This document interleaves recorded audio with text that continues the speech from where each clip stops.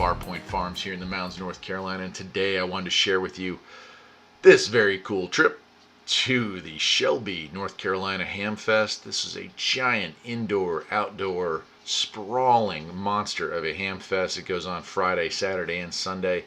People were camping out. People were bringing their stuff. And as a result, I got to say this is way bigger than the Raleigh HAMFest because they're just so inexpensive to come down here and set up your booth. So people were cleaning out their garages, coming down here, swapping stories, swapping equipment. And the best part about this HAMFest for me was that there was a lot of vintage equipment.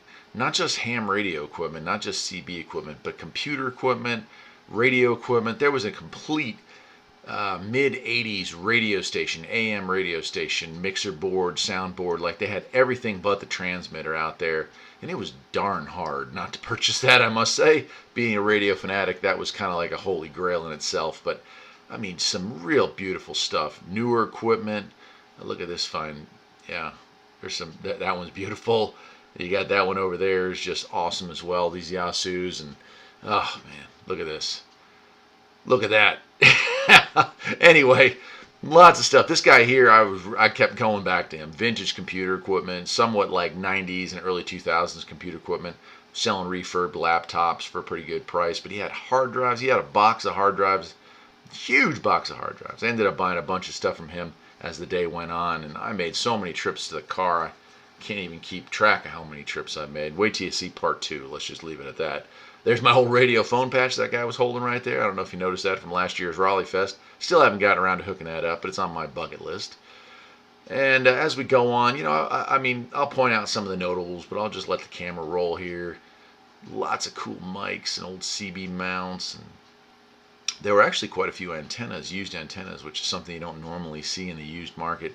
A lot of times people toss the antenna and keep the radio. But scanners and vintage tube radios.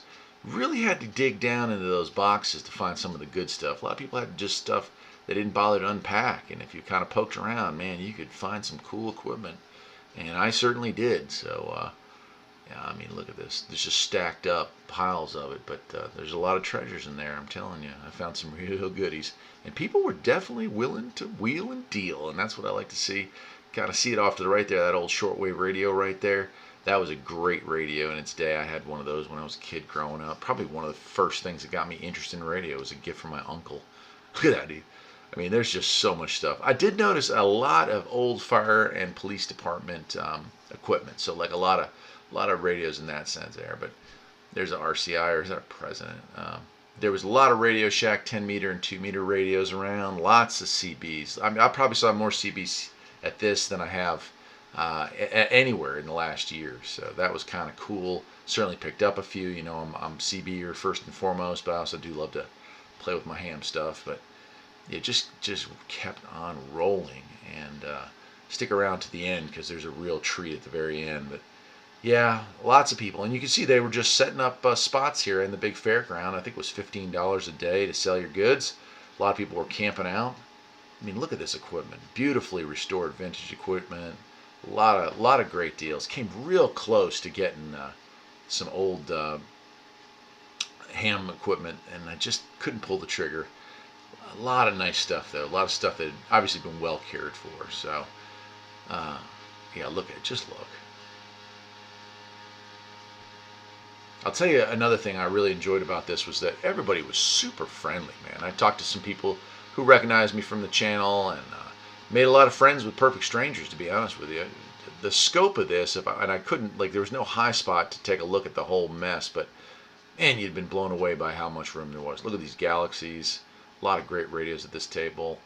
And I actually bought some equipment from him. He had a ton of tube stuff, but I bought some. He had 2 boxes of old CBs laying on the ground there, and they were all $5 a piece, so I picked through them and got a bunch of sideband radios to fix up there. Yeah, it's just awesome. This is just one aisle, guys. There was like, this thing just went on forever. You can kind of see way down there. Just amazing, just amazing. Something I will definitely come back to year after year. So if you're anywhere near Shelby, North Carolina, or within driving distance, you really owe it to yourself. They got a campground right on the spot, so you could go ahead and camp here. But you owe it yourself to make the trip, because this was This was something special. And guys were wheeling and dealing and buying and selling, let me tell you. Anyway, check a look at this and then we'll wrap the video up. This you're going to be blown away by. This guy was into restoring old amps. So take a look and see what you got here.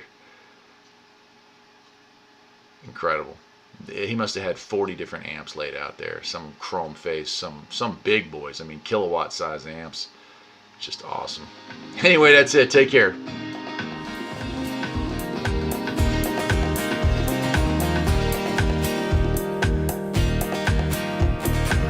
There's always something that needs a little fixing on Farpiont Farms. Freedom is mighty sweet.